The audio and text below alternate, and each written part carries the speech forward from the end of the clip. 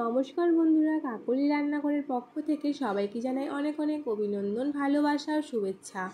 আজকে আমি আবারও চলে আসলাম একটা নতুন স্বাদের নতুন ধরনের রেসিপি নিয়ে, যেটা কিনা আপনারা রাতে বা সকালে রুটি, পরোটা, লুচির সাথে ঝটপট বানিয়ে নিতে পারেন। আজকে তৈরি করব হাতে মাখা আলু বাটির চচ্চড়ি। এই আলু বাটির চচ্চড়ি কিন্তু কম বেশি সকলেই তৈরি করে থাকে।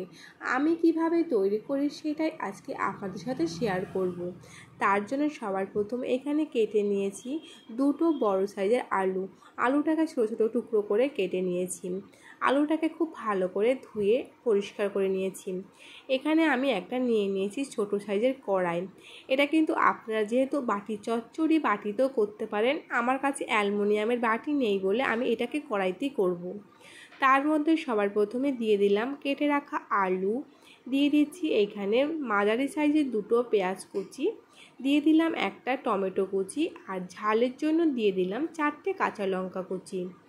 একে একে দিয়ে দিচ্ছি 1 চা চামচ হলুদ গুঁড়ো, 1 চা চামচ নুন, আর দিয়ে দেব কয়েক দানা চিনি। চিনিটা কিন্তু একদমই অপশনাল, আপনারা না দিলে নাও দিতে পারেন। এবার আমি এর মধ্যে সবার শেষে দিয়ে দিচ্ছি 2 চামচ কাঁচা সরিষার তেল। সব কিছুকে এবার খুব ভালো করে মেখে নেব। বন্ধুরা, এই আলুর প্রিপারেশনটা কিন্তু রুটি, পরোটার সাথে, লুচির সাথে খেতে খুবই ভালো লাগে, আর খুবই অল্প সময়ের মধ্যে এই রেসিপিটা তৈরি করে নেওয়া যায়।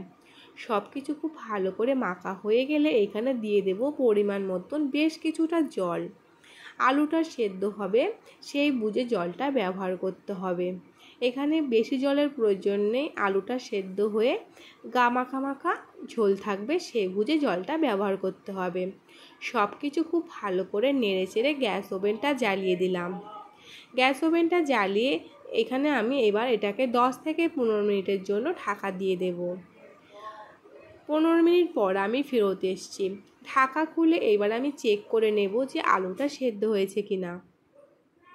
সব কিছু খুব ভালো করে নেড়ে চেড়ে এবার দেখে নিচ্ছি। এখানে আলুটা খুব ভালো করে আমার সেদ্ধ হয়ে গেছে। এই যে আপনাদেরকে একটু দেখিয়ে দিচ্ছি, আলুটা খুব ভালো করে সেদ্ধ হয়ে গেছে। এবার আমি হাতার পেছন দিক থেকে একটু আলতো করে আলু আর টমেটোগুলোকে ভেঙে দেব। এতে করে কিন্তু চচ্চড়িটা একটু মাখা মাখা হবে, খেতে কিন্তু খুবই ভালো লাগবে। বন্ধুরা, আপনারা যদি আগে কখনো এই আলু বাটির চচ্চড়ি রেসিপিটা ট্রাই না করে থাকেন, আপনাদের কাছে অনুরোধ একবার হলেও অবশ্যই এই রেসিপিটা আপনারা ট্রাই করবেন। আমার মনে হয় আপনাদের খুবই ভালো লাগবে। খুব ভালো করে সব কিছু মিশিয়ে আমি আরও 2-3 মিনিটের জন্য ফুটিয়ে নেব। সবার শেষে দিয়ে দেব 1 চা চামচ কাঁচা সরিষার তেল। তাহলেই বন্ধুরা তৈরি হয়ে গেল আলু বাটির চচ্চড়ি। এটা কিন্তু আপনারা দেখেই বুঝতে পারছেন কতটা লোভনীয় হয়েছে। এটা কিন্তু গরম গরম রুটি, পরোটার সাথে আপনারা একবার হলেও বাড়িতে অবশ্যই ট্রাই করবেন। তাহলে বন্ধুরা, আজকে আমার এই রেসিপিটা কেমন লেগেছে সেটা কিন্তু আমাকে আপনারা কমেন্টে জানাতে ভুলবেন না। ভালো লাগলে লাইক শেয়ারের অনুরোধ রইল। আর এইরকম নিত্য নতুন সহজ ধরনের রেসিপি পেতে আমার চ্যানেলটিকে সাবস্ক্রাইব করে নতুন বন্ধুদের কাছে অনুরোধ আমার পাশে থাকবেন। তাহলে বন্ধুরা, আজকে এখানে বিদায় নিচ্ছি। আবার আসবো পরবর্তীতে নতুন কোনো ভিডিওর সাথে। ততদিন সকলে ভালো থাকবেন, সুস্থ থাকবেন। ধন্যবাদ সবাইকে।